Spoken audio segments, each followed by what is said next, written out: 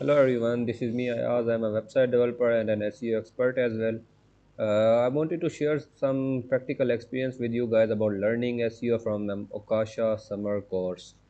I had joined SEO course in August, I think. Yeah, maybe in August or September.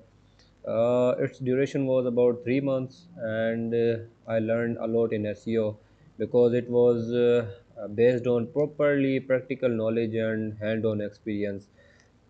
Previously, I just searched many SEO mentors. I googled many SEO mentors. I bought many SEO courses from Udemy as well.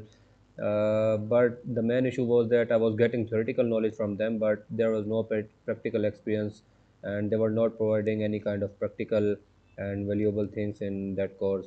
You can learn theoretical things, but there is no you can say the mentor who provides you the practical things like hand-on experience like Mamokasha did.